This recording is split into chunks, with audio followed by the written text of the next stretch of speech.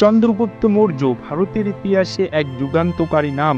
চন্দ্রগুপ্ত মৌর্যের প্রতিষ্ঠিত রাজবংশ ১৫০ বছরেরও বেশি সময় ধরে রাজত্ব করেছিল। মগধের সিংহাসন আরোহণের মাধ্যমে মৌর্যদের যে যাত্রা শুরু হয়েছিল, ভারতবর্ষের সিংহভাগ অন্তর্ভুক্তির মধ্যে দিয়ে তার চূড়ান্ত রূপ লাভ করেছিল। মৌর্যরা তাদের রাজনৈতিক, সামরিক, ধার্মিক ও শৈল্পিক প্রজ্ঞা দিয়ে সমগ্র ভারতের চেহারাই পাল্টে দিয়েছে। মৌর্য সাম্রাজ্য বিস্তৃত হয়েছিল প্রায় পুরো ভারতীয় উপমহাদেশ জুড়ে। উত্তরে হিমালয়, দক্ষিণে গোদাবরী, পূর্বে বঙ্গদেশ এবং পশ্চিমে পারস্যের সীমানা পর্যন্ত ছিল মৌর্য সাম্রাজ্যের সর্বোচ্চ সীমানা। তৎকালীন পরিবহন তথা হিমালয়ের পাদদেশে মৌর্য নামে এক ক্ষত্রিয় রাজবংশে ভারতের প্রথম ঐতিহাসিক সম্রাট চন্দ্রগুপ্ত মৌর্যের জন্ম হয়েছিল। এক আকস্মিক যুদ্ধে চন্দ্রগুপ্তের পিতা মৃত্যুবরণ করলে শিশু চন্দ্রগুপ্তকে নিয়ে মাতা রাজ্য ত্যাগ করতে বাধ্য হয় এবং অবশেষে পাটলিপুত্রে আশ্রয় নেয়। এই দুর্ভাগা বালক পরবর্তীতে জয় করেছিল মগধের মসনদ, রণকৌশলে বীর বিক্রমে হারিয়েছেন গ্রিকদের, তারপর বেঁচেছিলেন মাত্র ২৪ বছর। কিন্তু এই অল্প সময়ে নির্মাণ করে গেছেন এক ঘটনাবহুল কিংবদন্তির জীবনী। অতীত ধুলোবনের আজকের পর্বে আমরা আলোচনা করব মৌর্য সাম্রাজ্যের উত্থান ও চন্দ্রগুপ্ত মৌর্য সম্পর্কে।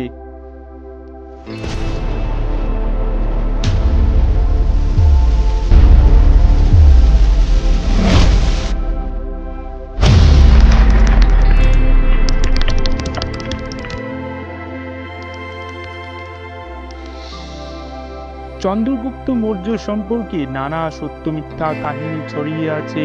দেশি বিদেশি লেখকদের রচনায় কথিত আছে তার জন্মের পূর্বেই তার পিতা মারা যান। নিরাপদ আশ্রয়ের সন্ধানে তার মা পাটলিপুত্রে চলে আসেন। সেখানে রাখাল ও শিকারী বালকদের মধ্যে অশেষ দুঃখ কষ্টে তার বাল্যজীবন অতিবাহিত হয়। ঠিক এই সময় তিনি চাণক্য নামে এক কাশ্মীরি ব্রাহ্মণের নজরে আসেন। শোনা যায় নন্দরাজ এই ব্রাহ্মণকে অপমান করেছিল। চন্দ্রগুপ্তের সাহায্যে নন্দবংশ ধ্বংস করবেন সংকল্প করে তিনি ১,০০০ মুদ্রার বিনিময়ে তাকে ক্রয় করেন। বালক চন্দ্রগুপ্তকে নিজের বাসস্থান তক্ষশিলায় নিয়ে গিয়ে তাকে রাজনীতি ও যুদ্ধবিদ্যায় সুশিক্ষিত করে তোলেন। সময়টা ছিল আজ থেকে ১৩০০ বছর আগে, খ্রিস্টপূর্ব ৪র্থ শতক। তখন মগধের সম্রাট নন্দশাসক ধননন্দ।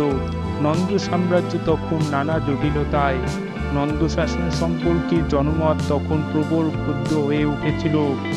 ধননন্দ ছিলেন নিষ্ঠুর ও অত্যাচারী। তিনি প্রজাদের উপর অতিরিক্ত হারে কর আরোপ করতেন। এছাড়া গ্রিক আগ্রাসনের বিরুদ্ধে কার্যকর ব্যবস্থা গ্রহণ না করায় জনচক্ষে অপদার্থ বলে প্রতিপন্ন হন। অন্যদিকে ইতিমধ্যে চন্দ্রগুপ্ত মৌর্য যবন, কিরাত, কম্বোজ উপজাতিদের নিয়ে সেনাবাহিনী গঠন করে নিজের অবস্থান শক্তপোক্ত করে ফেলেছে। ভারতের অধীশ্বর হওয়ার স্বপ্ন নিয়ে তিনি সৈন্য সামন্ত নিয়ে পাটলিপুত্রের উদ্দেশ্যে যাত্রা শুরু করলেন। এদিকে ধননন্দ বিশাল সৈন্য সামন্ত নিয়ে প্রস্তুতি নিচ্ছেন। ধননন্দের সৈন্য সংখ্যা ছিল কয়েক লক্ষেরও বেশি। অন্যদিকে চন্দ্রগুপ্তের সৈন্য সংখ্যা ছিল খুবই কম। কিন্তু ভুল রণকৌশলের জন্য চন্দ্রগুপ্তের প্রথম অভিযান ব্যর্থ হয়। প্রদেশগুলি দখলে না এনে তিনি তড়িঘড়ি করে শত্রুর রাজধানী আক্রমণের পরিকল্পনা করেন, কিন্তু নন্দ সৈন্যের তাড়া খেয়ে তাকে পিছু হটতে হয়। শেষে নিজের ভুল বুঝতে পেরে প্রদেশগুলি জয় করতে করতে তিনি সসৈন্যে পাটলিপুত্রের দিকে অগ্রসর হন এবং পাথরের মতো চন্দ্রগুপ্তের বাহিনীর সাথে ধননন্দের বিশাল বাহিনী কাচের মতো চূর্ণ বিচূর্ণ হয়ে গিয়েছিল। চন্দ্রগুপ্ত মৌর্যের দুঃসাহসিকতা ও দূরদর্শিতার পাশাপাশি চাণক্যের কূটনীতি এই নিরঙ্কুশ বিজয়ের প্রধান কারণ। যুদ্ধে ধননন্দ নিহত হন। চন্দ্রগুপ্ত যুদ্ধ জয়ের পর অতি দ্রুত মগধ দখল করেন এবং মৌর্য সাম্রাজ্য প্রতিষ্ঠা করেন।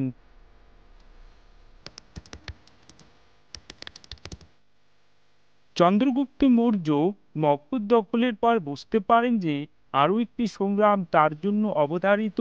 এই সংগ্রামটি ছিল গ্রিকদের বিরুদ্ধে।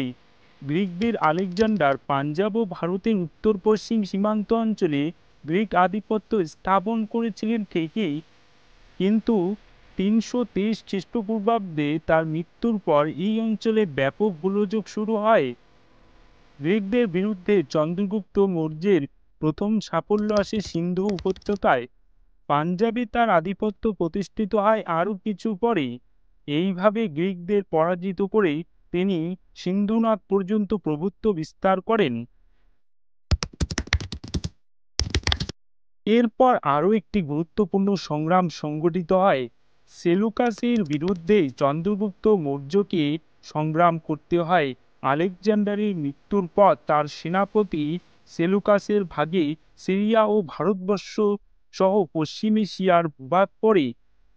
চন্দ্রগুপ্ত মৌর্যের কাছ থেকে গ্রিক রাজ্যের পুনরুদ্ধারের উদ্দেশ্যে তিনি 305 খ্রিস্টপূর্বাব্দ নাগাদ সৈন্য সামন্ত নিয়ে সিন্ধু নদের তীরে উপস্থিত হন। মজার বিষয়, গ্রিক ঐতিহাসিকেরা চন্দ্রগুপ্ত মৌর্যের সঙ্গে সেলুকাসের যুদ্ধের কোনো বিশদ বিবরণ দেননি, হার জিতের কোথাও বলেননি, শুধু উভয় পক্ষের দান প্রতিদানের কথা বলেছেন। তারা বলেন 500 হাতির বিনিময়ে সেলুকাস চন্দ্রগুপ্ত মৌর্যকে হিরাট, কান্দাহার, কাবুল ও মাকরান প্রদেশ প্রদান করেন। কথিত আছে এই সন্ধি অনুযায়ী সেলুকাস তার কন্যা হেলেনের সঙ্গে চন্দ্রগুপ্ত মৌর্যের বিবাহ দেন।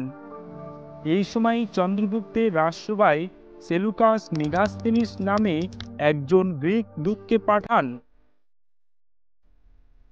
চন্দ্রগুপ্ত মৌর্য শেষ জীবনে জৈন ধর্ম গ্রহণ করেন এবং জৈন প্রথা অনুসারে 300 খ্রিস্টপূর্বাব্দ নাগাদ মহীশূরের শ্রাবণ বেলগোলা নামক স্থানে অনশনে দেহত্যাগ করেন। চন্দ্রগুপ্ত মৌর্য ছিলেন যেমন একদিকে দক্ষ সমরনায়ক ও শাসক, তেমনি অন্যদিকে তিনি ছিলেন শিল্প, সাহিত্য, সংস্কৃতির পৃষ্ঠপোষক।